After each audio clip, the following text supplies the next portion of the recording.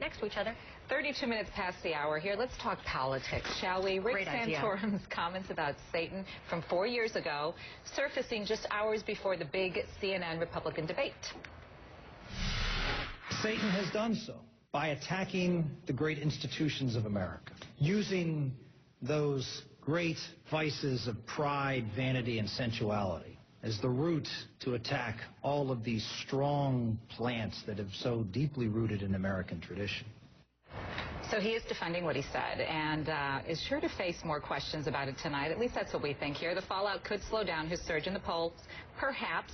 So let's talk to our political panel about this. CNN.com contributor Ruben Navarrette, former spokesman, House Republican Conference Gretchen Hamel, and CNN political editor Paul Steinhauser. Paul, I'm going to begin with you. The peril of being the front runner, right, is that we hyper-focus.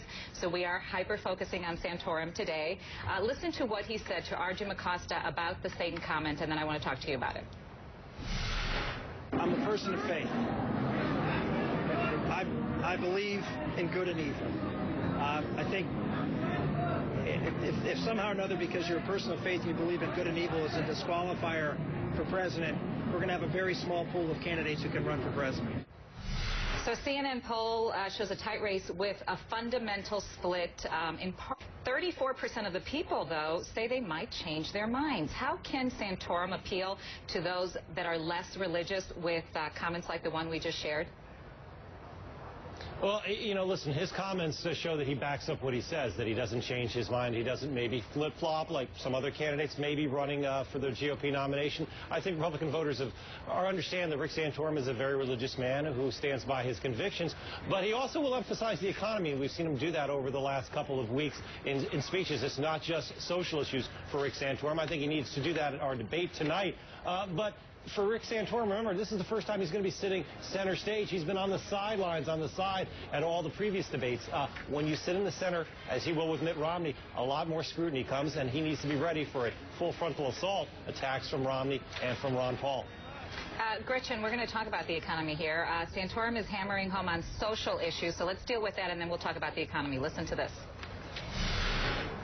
Free prenatal testing ends up in more abortions, and therefore less care that has to be done. It's the church's money and forcing them to do something that they think is a grievous moral wrong.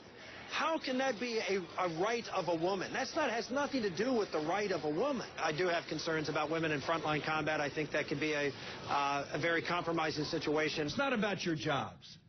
It's about some phony ideal, some phony theology. He is a man of his convictions, but we know that economy is the most important thing to voters, and it's a weak spot for Obama here.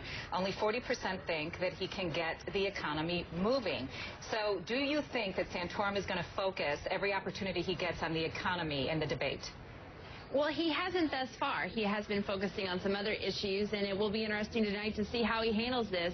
With the polls showing pretty much deadlocked in Michigan and Arizona, this is going to be for actually all of the candidates, but especially for Romney and Santorum, to really show a difference here, to show that they have the leadership to bring this nation out of its economic turmoil, out of its fiscal turmoil, and that it can bring this nation back up and provide the economic opportunity to the American public that they want. But staying on these social issues may be his strategy in order to win the nomination. But we need to get back to the focus of what Americans care about and what this country needs right now. All right, Ruben, we're going to stay on Santorum here. We know the Democrats are not their biggest fans, but he's getting a lot of criticism now from a conservative columnist from the New York Times, Ross Dowdat.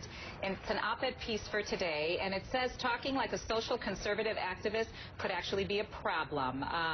In the still unlikely event that Santorum captured the nomination, then his campaign would probably be able to social conservatism what Barry Goldwater's 1964 campaign was to small government conservatism. A losing effort that would inspire countless observers to declare the loser's worldview discredited, rejected, finished.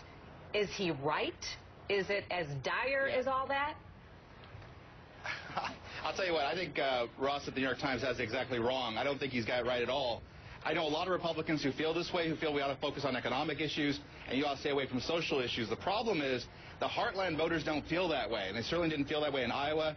I mean, look at Rick Santorum. This is a guy who we pronounced all but dead a few weeks ago, and now he's back. He's a front runner, And I think the reason for that is that people out there in the heartland do like his emphasis on social issues. They don't have to agree with him, but they like the fact that he sticks by what he believes and he speaks to them at their core. All right, I've got a final question here. It's a two-word answer for you guys. President Obama sang last night. I don't know if you heard it, so here it is, just in case. Come on, baby, don't you want to go?